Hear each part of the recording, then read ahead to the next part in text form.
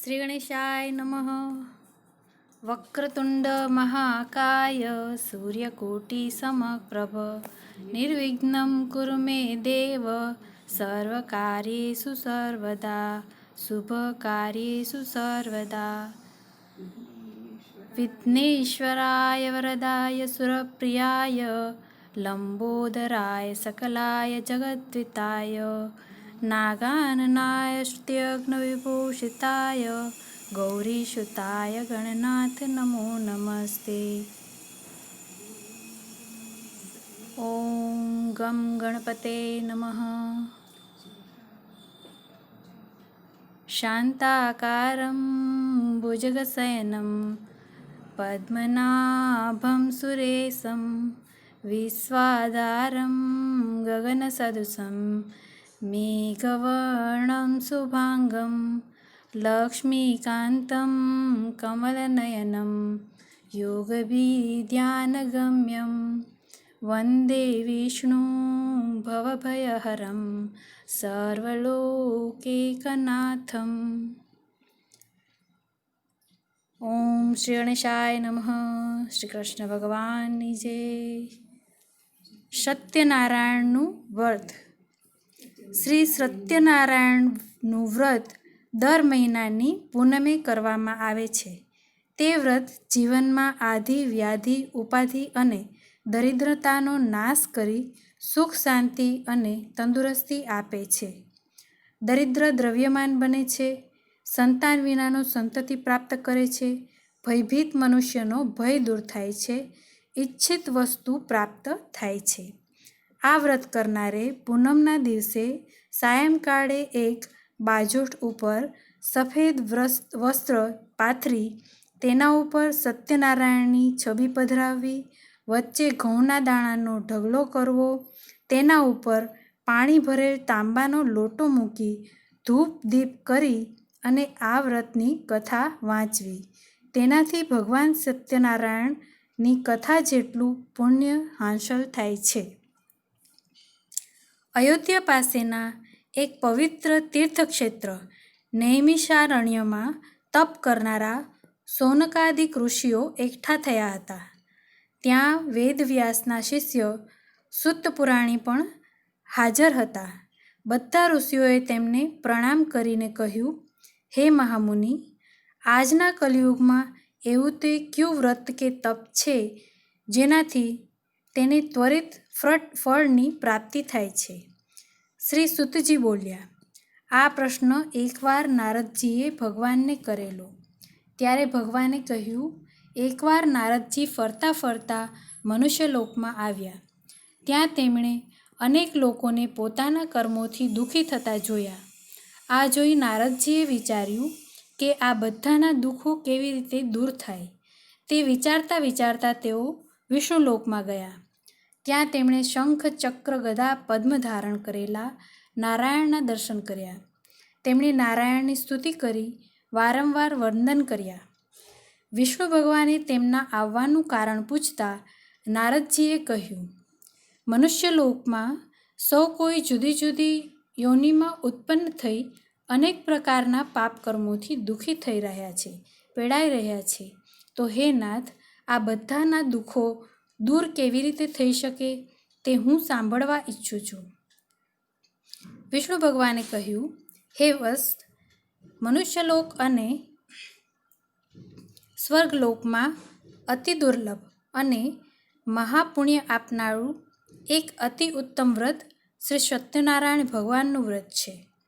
એને વિધિપૂર્વક કરવાથી મનુષ્ય આ લોકમાં સુખ મેળવી અંતે પરલોકમાં મોક્ષ પ્રાપ્ત કરે છે. નારદજીએ કહ્યું, આ વ્રતનું ફળ શું? તે વ્રતની વિધિ શું? તે વ્રત કોણે કર્યું હતું? તે ક્યારે કરવું? તે બધું મને જણાવો. આ વ્રત પૂનમના દિવસે શ્રદ્ધા અને ભક્તિભાવથી કરવું. આ વ્રતનો સવારે આરંભ કરવો. પ્રસાદ માટે લોટ, દૂધ, ઘી, ખાંડ વગેરે સવાયા પ્રમાણમાં લઈ શીરો તૈયાર કરવો. ઉપરાંત ફળફળાદિમાં બધા ફળો લઈ નૈવેદ્ય ધરવું. પોતાના સગા સંબંધીઓ અને સ્વજનો સાથે કથા શ્રવણ કરી બ્રાહ્મણને યથાશક્તિ દક્ષિણા આપવી તથા સ્નેહીજનો બ્રાહ્મણોને ભોજન કરાવવું. પછી બધાને સત્યનારાયણનો પ્રસાદ આપવો. પ્રસાદ લીધા પછી ભજન કીર્તન કરવા અને શ્રી સત્યનારાયણ ભગવાનનું સ્મરણ કરતાં કરતાં પોતપોતાને ઘેર જવું. આ પ્રમાણે વ્રત કરવાથી મનુષ્યની દરેક મનોકામના પૂરી થાય છે. નિર્ધન બ્રાહ્મણ તથા કઠિયારાની કથા. કાશી નગરીમાં એક અતિ નિર્ધન ગરીબ બ્રાહ્મણ રહેતો હતો. તે ભૂખ અને તરસથી વ્યાકુળ થઈ દરરોજ પૃથ્વી પર ભિક્ષા માંગવા સવારથી સાંજ ભટકતો હતો. આ બ્રાહ્મણને દુઃખી થયેલો જોઈ એક દિવસ વિષ્ણુ ભગવાન બ્રાહ્મણનું રૂપ લઈ તેમની પાસે આવ્યા અને કહ્યું, તું દરરોજ આમ દુઃખી થઈ શા માટે ફરે છે? ત્યારે બ્રાહ્મણે કહ્યું, હું પેટનો ખાડો પૂરવા માટે સવાર સાંજ ભીખ માંગુ છું. જો આપ મારું આ દારિદ્ર્ય દૂર થાય તેવો કોઈ ઉપાય જાણતા હો તો બતાવો. વૃદ્ધ બ્રાહ્મણે તેને સત્યનારાયણ વ્રત કરવાનું કહ્યું. આ વ્રત કરવાથી મનુષ્ય સઘળા દુઃખોથી મુક્ત થાય છે તેમ જણાવ્યું. પછી તે બ્રાહ્મણે નિર્ધન બ્રાહ્મણને સત્યનારાયણના વ્રતના પૂજનના વિધિ વિધાન સમજાવી ત્યાંથી અદૃશ્ય થઈ ગયા. નિર્ધન બ્રાહ્મણે તરત જ તે વ્રત કરવાનો નિર્ણય લઈ લીધો. તે વિચારમાં ને વિચારમાં તેને રાત્રે નિંદ્રા પણ ન આવી. બીજે દિવસે સવારે વહેલો ઉઠી શ્રી સત્યનારાયણ ભગવાનનું વ્રત આજે કરીશ જ એવો સંકલ્પ કરી તે ભિક્ષા માંગવા નગરમાં નીકળી પડ્યો. તે દિવસે બ્રાહ્મણને ભિક્ષામાં રોજ કરતાં પુષ્કળ દ્રવ્ય પ્રાપ્ત થયું.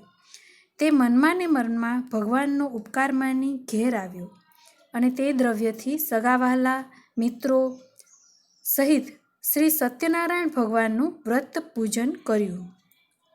આ વ્રતના પ્રભાવથી તે બધા દુઃખોથી મુક્ત થઈ ખૂબ જ સંપત્તિવાન થયો. તેણે એક શ્રેષ્ઠ બ્રાહ્મણ તરીકે પ્રતિષ્ઠા પણ પ્રાપ્ત કરી. તે દિવસથી માંડી તેણે દર પૂર્ણિમાને દિવસે સત્યનારાયણ ભગવાનનું વ્રત કરવા માંડ્યું. આ વ્રત કરી તે સર્વ પાપમાંથી મુક્ત બની દુર્લભ મોક્ષને પામ્યો. આમ શ્રી સત્યનારાયણ ભગવાને શ્રી નારદ મુનિને આ વ્રત વિશે જણાવ્યું.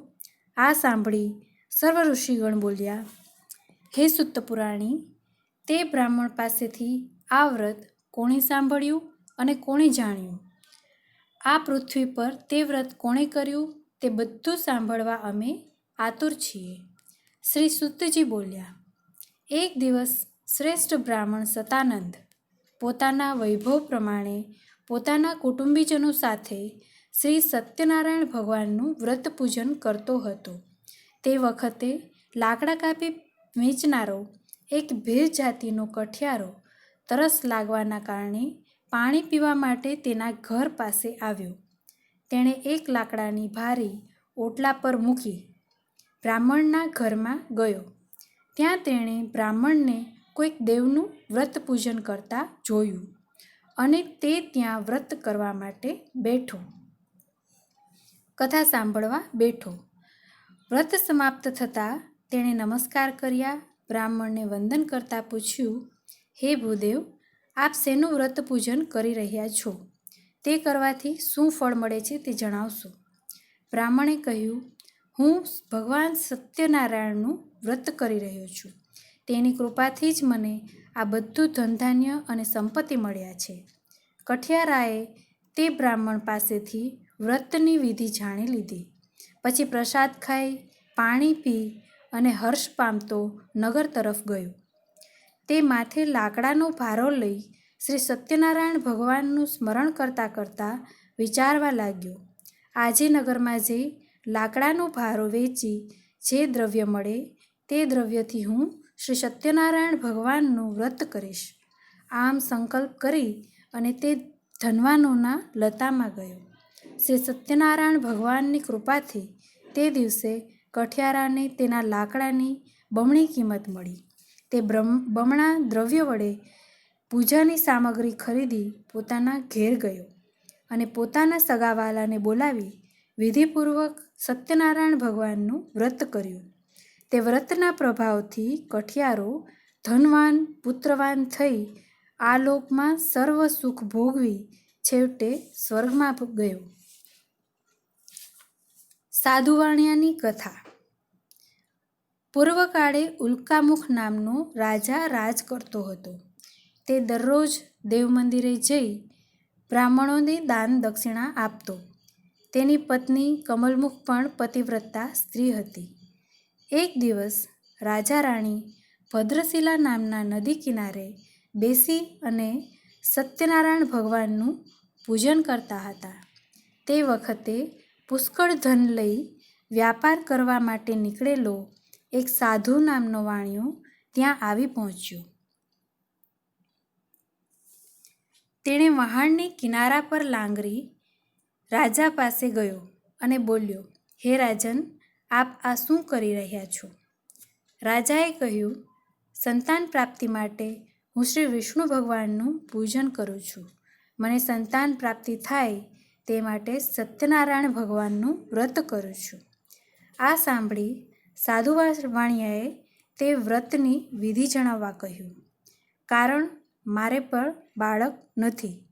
રાજા પાસેથી વ્રત સાંભળી વેપાર માટે જવાનું છોડી દઈ તે સીધો ઘેર ગયો અને પોતાની પત્નીને આ વ્રત વિશે જણાવ્યું. સાધુ વાણિયાએ પત્ની લીલાવતીને કહ્યું, જો આપણને બાળક થશે તો આ વ્રત કરીશ. આમ સંકલ્પ કરી સાધુ વાણિયો પત્ની લીલાવતી સાથે આનંદથી જીવવા લાગ્યો. થોડા મહિના જતાં ભગવાન સત્યદેવની કૃપાથી લીલાવતી ગર્ભવતી થયા. પૂરા 9 માસે લીલાવતીએ એક સુંદર કન્યાને જન્મ આપ્યો. તે કન્યા દિવસે દિવસે મોટી થવા લાગી. તે કન્યાનું નામ કલાવતી પાડ્યું. પછી પત્ની લીલાવતીએ પોતાના પતિને તે વ્રત કરવા જણાવ્યું. છતાં તેના પતિએ તે પ્રત્યે ધ્યાન આપ્યું નહીં. કલાવતી મોટી થતાં તેના લગ્ન એક સુંદર અને ગુણવાન યુવક સાથે કરવામાં આવ્યા. ત્યાર પછી પણ તે સત્યનારાયણ ભગવાનનું વ્રત કરવાનું ભૂલી ગયો. પરિણામે સત્યનારાયણ ભગવાન તેના પર કોપાયમાન થયા. ત્યાર પછી કાળને વશ થયેલો સાધુ વાણિયો પોતાના જમાઈને લઈને વેપાર કરવા નીકળ્યો. દરિયો પાર કરી સિંધુ નદીની પાસે આવેલા રત્નસારપુરી નામના મોટા નગરમાં જઈ અને સાધુ વાણિયો અને જમાઈ સારી રીતે વેપાર કરવા લાગ્યા. તેઓ જે નગરમાં રહેવા લાગ્યા તે નગરનો રાજા ચંદ્રકેતુ હતો. તેઓ આ નગરમાં વેપાર કરવા લાગ્યા તે વખતે શ્રી સત્યદેવે સાધુ વાણિયાને પોતાનું વ્રત કરવાથી પ્રતિજ્ઞા ભંગ થયેલો જોઈ તેને શાપ દીધો. તને મહાન દારૂણ અને કઠિન દુઃખ પ્રાપ્ત થાય. એક દિવસ ચોરો રાજાના ખજાનામાંથી ચોરી કરી અને નાઠા. રાજ ખજાનામાંથી ચોરી થતાં 10 દિશાઓમાં સિપાઈઓ શોધ કરવા માંડ્યા. ચોરો આ ધન લઈ અને સાધુ વાણિયો અને તેના જમાઈ જ્યાં રહેતા હતા ત્યાં આવ્યા.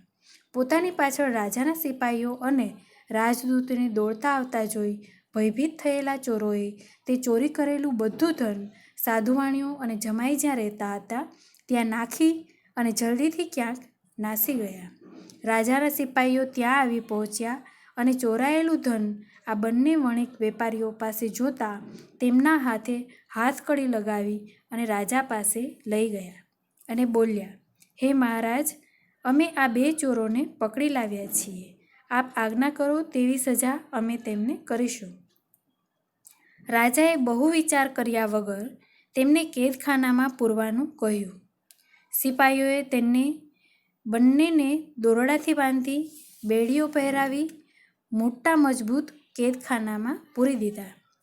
શ્રી સત્યનારાયણ ભગવાનની માયાને કારણે કોઈએ પણ તે વણિક પુત્રોનું કહેવું સાંભળ્યું નહીં. ચંદ્રકેતુ રાજાએ તે બંને વેપારીઓનું બધું દ્રવ્ય આંચકી લીધું. આ બાજુ શ્રી સત્યનારાયણ ભગવાનના શાપને લીધે સાધુ વાણિયાના પત્ની લીલાવતી પણ ખૂબ દુઃખી થઈ ગયા. તેના ઘરમાં રહેલું બધું ધન ચોરો લૂંટી ગયા. ગરીબી અને ભૂખથી પીડાતા લીલાવતી ઘેર ઘેર ભિક્ષા માંગવા લાગ્યા. તેમજ તેમના પુત્રી કલાવતી પણ અન્ન માટે ઘેર ઘેર ભિક્ષા માંગવા લાગ્યા. એક દિવસ કલાવતી એક બ્રાહ્મણને ઘેર ભિક્ષા માંગવા જતાં ત્યાં તેમણે સત્યનારાયણ ભગવાનનું વ્રત પૂજન થતું જોયું. તેથી તે ત્યાં ઓટલા પર બેસી અને કથા સાંભળવા લાગ્યા અને છેવટે વંદન કરી ભગવાન પાસે વરદાન માંગ્યું અને પ્રસાદ લઈ અને મોડી રાત્રે ઘેર ગયા. દીકરીને મોડી રાત સુધી બહાર ફરતી જોઈ માતા લીલાવતીએ પૂછ્યું. તેથી કલાવતીએ કહ્યું, માં, આજે હું એક બ્રાહ્મણને ત્યાં શ્રી સત્યનારાયણ ભગવાનનું વ્રત થતું હતું ત્યાં બેઠી હતી. પછી જે કાંઈ પ્રસાદ મળ્યો તે ઘેર લઈ આવી છું. કન્યાનું આ વચન સાંભળી લીલાવતીને પોતાની દીકરીના જન્મ વખતે લીધેલું વ્રત યાદ આવ્યું. તે આનંદપૂર્વક વ્રત કરવા માટે તૈયાર થઈ ગયા. તેણે પોતાના સગાવાલાને બોલાવી પોતાની શક્તિ મુજબ શ્રી સત્યનારાયણ ભગવાનનું વ્રત કર્યું. પછી ભગવાન પાસે વારંવાર યાચના કરી અને વરદાન માંગ્યું. મારા પતિ અને જમાઈ જ્યાં પણ હોય ત્યાંથી જલ્દી પાછા ઘેર આવે તેમ પ્રાર્થના કરું છું. વ્રતના પ્રભાવથી શ્રી સત્યનારાયણ ભગવાન સંતુષ્ટ થયા. તે જ રાતે ભગવાન સત્યદેવ રાજા ચંદ્રકેતુના સ્વપ્નમાં આવ્યા અને તે 2 વણિકોને છોડી દેવા માટે જણાવ્યું અને તેમનું લીધેલું દ્રવ્ય પણ પાછું આપવા જણાવ્યું. સવાર થતાં રાજાએ બંને વણિકોને કેદખાનામાંથી મુક્ત કર્યા અને તેમનું દ્રવ્ય પાછું આપી અને માનભેર છોડી મૂક્યા. સાધુવાણીઓ અને તેમનો જમાઈ તે દ્રવ્ય લઈ પોતાના ઘર તરફ જવા નીકળ્યા. સાધુવાણીઓ અને તેનો જમાઈ બધી તૈયારી કરી બ્રાહ્મણોને દાન દક્ષિણા આપી પોતાના ગામ તરફ રવાના થયા. સાધુવાણીઓ અને તેનો જમાઈ નૌકામાં બેસી થોડે દૂર ગયા હશે. બપોરના સમયે તેમને વહાણને કિનારે લાંગર્યું. શ્રી સત્યનારાયણ ભગવાને તેની પરીક્ષા કરવા માટે એક સંન્યાસીનું રૂપ લઈ વણિક પાસે આવ્યા અને બોલ્યા, તારી નૌકામાં શું ભરેલું છે? ઘણું ધન મળવાથી અભિમાની બનેલા આ બંને વણિકોએ સાધુની મસ્કરી કરતાં કહ્યું, હે દંડી સ્વામી, અમારા વહાણમાં તો વેલા, ઘાસ, પાંદડા સિવાય બીજું કશું જ નથી. સાધુ વાણિયાનું આવું કઠોર વચન સાંભળી અને સંન્યાસી રૂપ ભગવાન કૃપાયમાન થઈ ગયા અને તથાસ્તુ કહીને ચાલ્યા ગયા. ત્યાર પછી સમુદ્ર કિનારે એક ઠેકાણે જઈને ઊભા રહ્યા. સંન્યાસીના ગયા પછી વાણિયો પોતાનું નિત્યકર્મ પતાવી વહાણ પર ગયો, પણ તેણે વહાણમાં જોયું તો વેલા અને પાંદડા જ ભરેલા હતા. આ જોઈને સાધુ વાણિયો તો બેભાન જ થઈ ગયો. સાધુ વાણિયાનો જમાઈ કંઈક સમજુ હતો.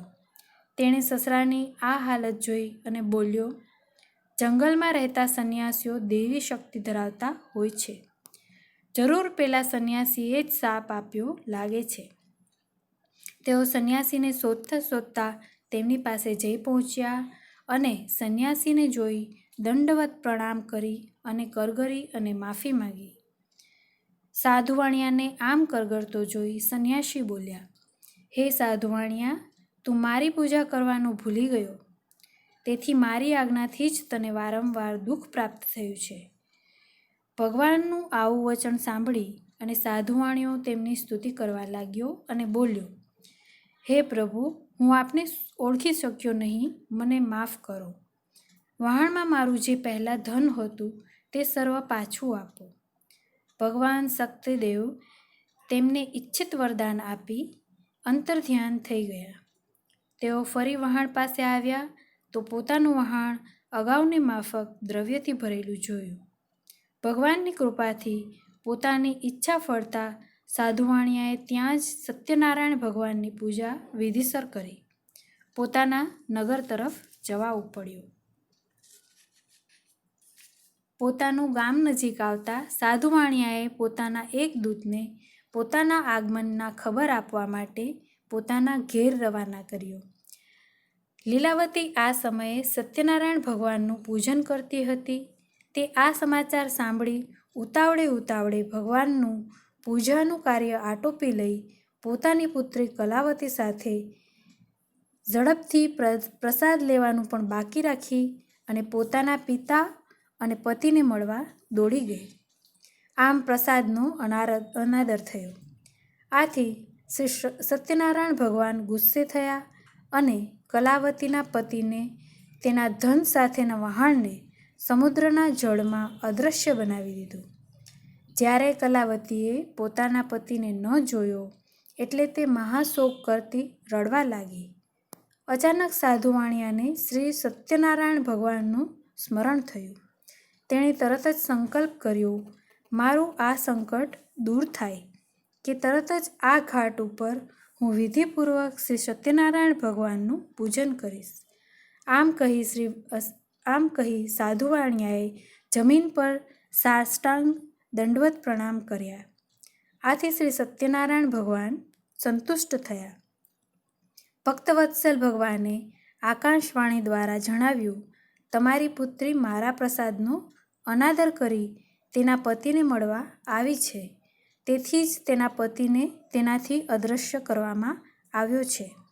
જો તે ઘેર જઈ પ્રસાદ લઈ પાછી આવે તો તેને તેનો પતિ તરત જ પ્રાપ્ત થશે. આ આકાશવાણી કલાવતીએ સાંભળી. તે તરત જ ઘેર જઈ પ્રસાદ લઈ પાછી કિનારે આવી તો તેને પોતાના પતિના દર્શન થયા. પોતાના જમાઈને જોઈને સાધુ વાણિયાનો સંતોષ થયો. તેણે વિધિ પ્રમાણે ત્યાં જ સત્યનારાયણ ભગવાનનું વ્રત પૂજન કરી પોતાના ધન અને બાંધવો સહિત ઘેર ગયો. ઘરે આવ્યા બાદ દર પૂર્ણિમાએ દિવસે સૂર્ય સંક્રાંતિને દિવસે તે શ્રી સત્યનારાયણ ભગવાનનું પૂજન અર્ચન કરવા લાગ્યો અને અંતે આ લોકમાં સર્વ સુખો ભોગવી અને મરણ પછી પણ સત્યલોકમાં ગયો. તો આ હતી શ્રી સત્યનારાયણ ભગવાનની કથા. શ્રી સત્યનારાયણ ભગવાનની જય.